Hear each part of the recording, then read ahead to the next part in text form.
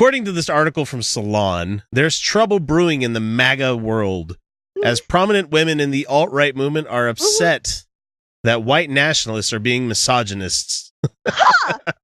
Surprise, surprise. Feminism because. And it says here, women in the alt-right are constantly harassed by low-level anonymous trolls trying to put us in our place, said the self-described ethno-nationalist. I also like how she denigrated the trolls in the statement too. They're low-level trolls. These aren't our good trolls. They're not sending our best trolls. They don't rank very well.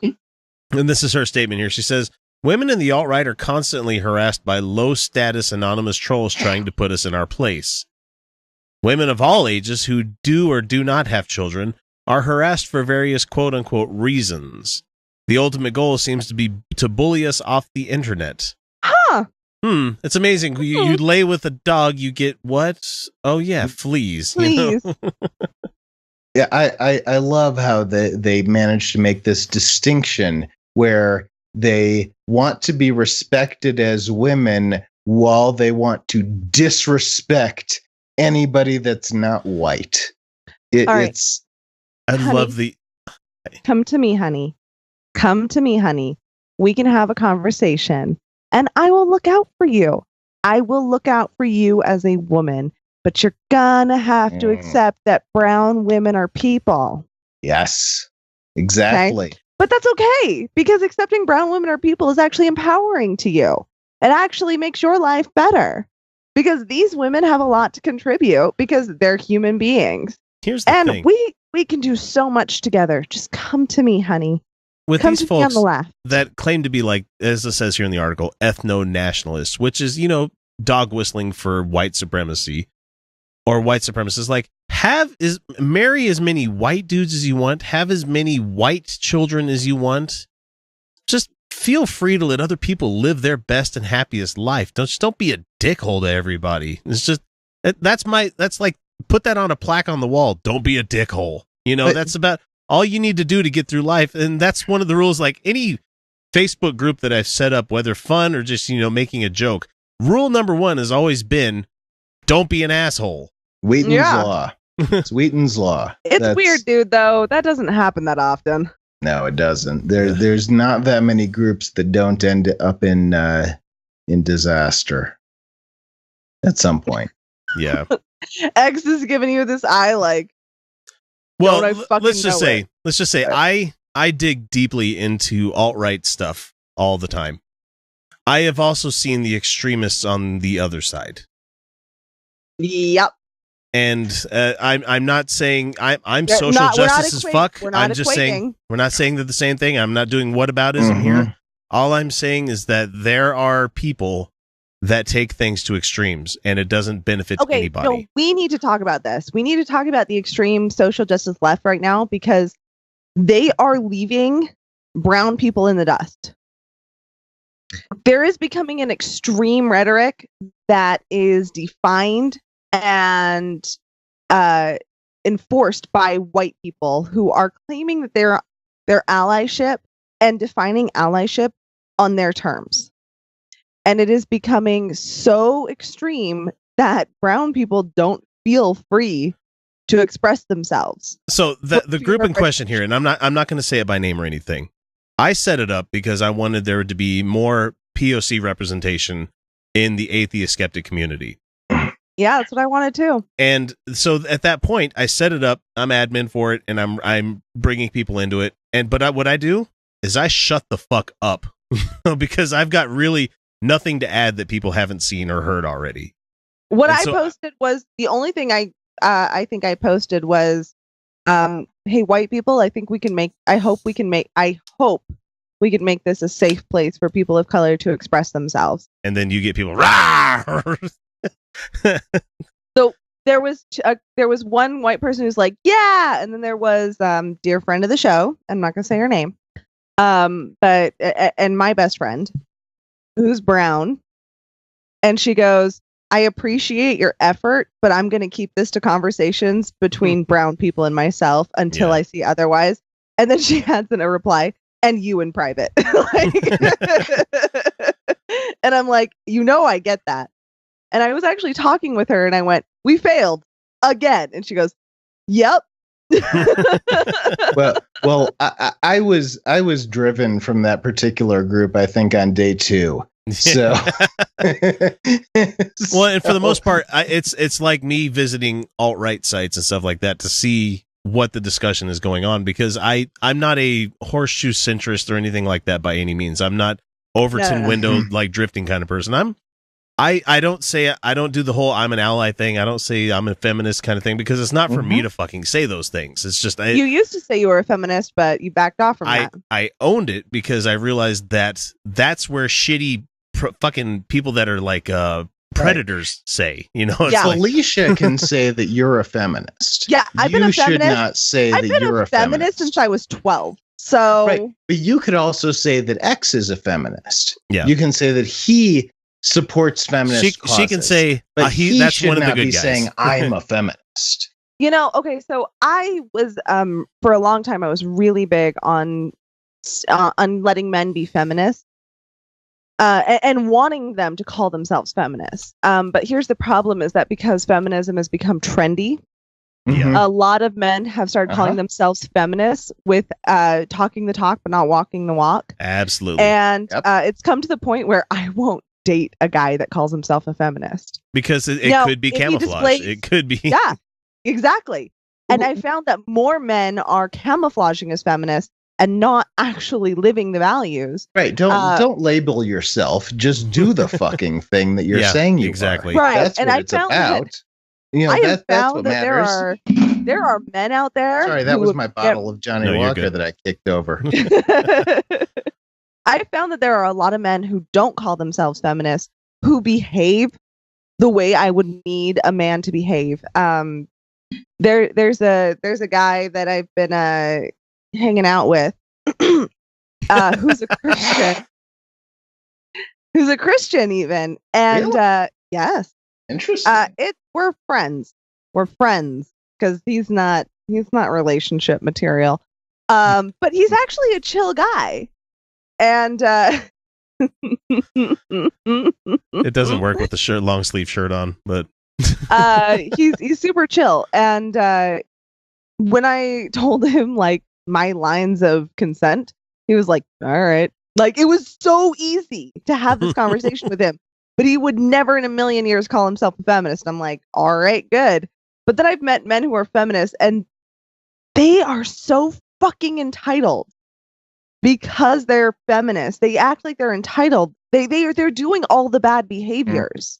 Now, but they're using that as an in, and I can't do it. And I'm sorry for all the men who've called themselves feminists who have really been walking the walk. This isn't on you. No, it's on Joss Whedon. And you know what? I would have also called myself that until maybe, I don't know, it's probably been in the last year that, this other sort of side to it has come out, and I recognize that, and I understand and it makes sense too. It's and so I say, you know what? Okay, that is it, well, and not just with feminism, but with I would have called myself, an ally to LGBTQ community, and instead now I say, you know what? I shouldn't refer to myself. Just do. Yeah, you shouldn't be raising your own flags that I espouse. And my friends who might be in those communities, if they want to say, hey, you know what, this is a good guy, great. That's fantastic. I want them to, decide whether I'm a good guy. Right. Yeah. I have been called an ally by certain people. One, our dear friend, Marissa Malexa McCool. My tongue got twisted. I know your name, Marissa.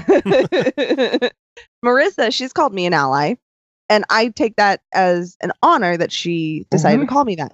And I'm going to keep taking it as an honor and not call myself that. Right. And that's the same way that I feel, but that is something that I didn't understand, I think, until the last year. Until there were bad allies that we could go, oh shit, you are calling yourself an ally. So back to these ladies here to talk about this is like, we would gladly welcome you into our fold as long as you gave up the terrible ethno-nationalist bullshit, because Just don't be an asshole, really.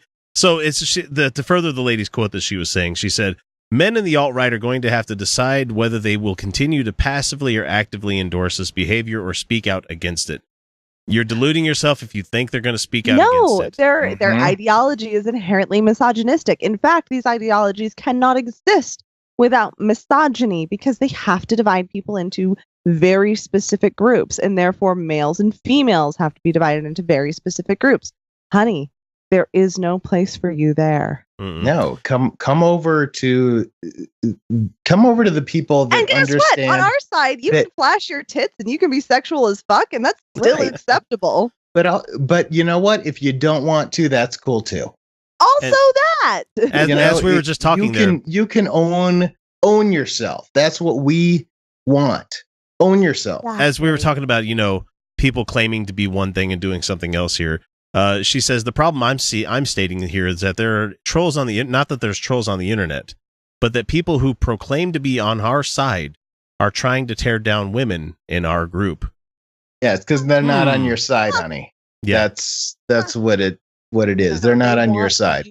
To submit, bitch. They want power, and they want power over you being a woman, and they want power over everybody that is of color. So you know what? Deserve power over you.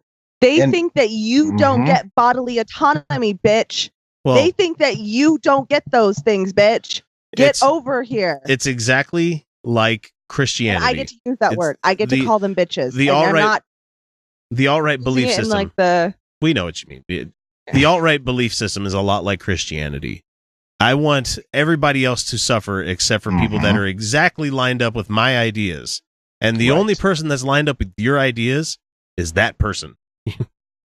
So technically, anybody that's not you, fuck them. That's what they want to. That's what the way they're thinking. So I don't have a lot of sympathy for these women that say that they're alt-right, but oh my God, the alt-right trolls are going after me. Recognize that your ideology is going after people, and you know what? You're feeling that, because here's you as a woman in that movement are being going after. So you know what? You should understand that. Come on to the side of the people that are being gone after. So I can totally, I completely understand how these women were sucked into this ideology. They were attractive and they were young, and this is something that I almost fell into. Is that guys would say to me, "You're not like other girls," and I'd be like, "Yeah, you're right, I'm not." And that was because of our system of inherent misogyny. Women are nasty to other women. Yeah. And I wasn't that. I wasn't that intercompetitiveness, nastiness to other women. I never could get there, even when I tried. I wasn't good at it. I wasn't ever you good at tried to be horrible? I tried to be a mean girl in high school. It never landed. Like I just couldn't do it. So these women were told you're not like fetch. It's just never going to catch on. Yeah, exactly. Stop trying to make it happen. So I couldn't be a mean girl, and I could exist with guys easier because I could embrace the masculine, quote unquote, masculine sides of me, which aren't masculine; they're just human behaviors. and they would say, "You're not like other girls," and I'd be like, "You're right, I'm not." Because you're you. That's the thing. Well, that's the thing. An individual. Well, and I think with you specifically, it's a lot of a matter of confidence. Yeah. I mean, you have a lot of confidence in yourself, where a lot of women have been taught not to. Yeah, I never was shut up very well. I'm shocked. One of my favorite edited videos I did a couple weeks ago is where you said something and I said quiet you, and then I shut off the video at that point. You asshole. So I want to get back to the last bit that I want to talk about here. Sorry. I think really quick, I think this is important. So I understand how these women were sucked into this ideology. So they were told they weren't like other girls. They were told that they were special, that they were intelligent. And in society with women, that's really rare to be told you're special and intelligent and to be wanted for themselves. Yeah. And so they got sucked into this ideology of, oh, I matter, I'm something. And so now they're there, and they're finding that misogyny is everywhere. And everywhere. And this community that they thought embraced them doesn't. And this community is inherently toxic to them. It's really quite unfortunate because there are quite a lot of young women who are joining into this, who have been told they're special, and now they're being treated as if they're not. And that's why I'm saying, bitch, come over here. Come over here. Right. I got you. I will embrace you into my bosom and teach you how Black people are fine. Right. All you have to do is accept other people, and you will be accepted on our side of the aisle. It's really that simple. It's opening up. It's embracing yourself and all the parts of yourself. All the parts of yourself, not just the parts that are pretty and happy and shiny. The parts that those men thought were so wonderful and you got all that positive reinforcement for, but all the parts that are sad and complex as well, because and mean, those are and difficult because those are valid. And this side comes with work. This side comes with hard work, but this side comes with far more validation. So come on, bitch. You got it. You've got it in you. Find your warrior. Find your warrior. Come on. We are ready to accept you. Your and, value and is love not you. based on these men. Your value is not based on these men. We can build you up and you will fight for yourself. This is actually, you know what? You've actually, I think, hit on a really good political strategy, which is if we can just talk to the women on the right and say, start understanding what is happening here. I actually think the left has done a really bad job lately of being of everything reactionary. Everything is reactionary. Don't say this. Don't do this. Don't do this. Their strategy for inclusion is a lot of exclusion. A lot of exclusion. Yes. Instead, what they need to be doing is embracing these things. Oh, you're trans? We celebrate this. Oh, you're a brown-skinned woman? We celebrate you. We need to be doing these things that lift people up. I think that we need to have a new Bohemia where we lift people up and we celebrate these things instead of just correcting behavior. It's about embracing the things that we find beautiful and wonderful. And I think that is really the difference. Well, and being able to find that beauty in something that is different from us. That's what I'm saying. That's Bohemia, right? That's also more, the village more of interesting. Montmartre. Yes. That's more interesting. Going back to the village of Montmartre in Paris, the Bohemian Revolution, or in the 90s where they're like, we're weird and we're out there. And like that inclusionary, celebratory nature of the new and the different is exactly what this culture needs. And I think that's what we should be doing. Well, and that's something that I've come to over the last, what year is it again? 2017. Over the last, say, 15 to 20 years, I have come I was conservative. I mean, I was. Whoa, really? Yeah, I was conservative. I didn't vote because it was kind of a hassle, but if I had voted, say in 96, I would have been voting for Dole. Yeah. Bob Dole. I had a classmate in business school. So I was in business school from 2000 to 2002. And I had a classmate that had worked for Al Gore. And we were so opposite. I mean, it's a good friend, but we were very opposite on politics. And now we're like 100% aligned because I have made that shift of understanding things and recognizing the ridiculous privileges that I've had. That's been the biggest thing. And see, that's what I'm saying is that I think is the figuring best way.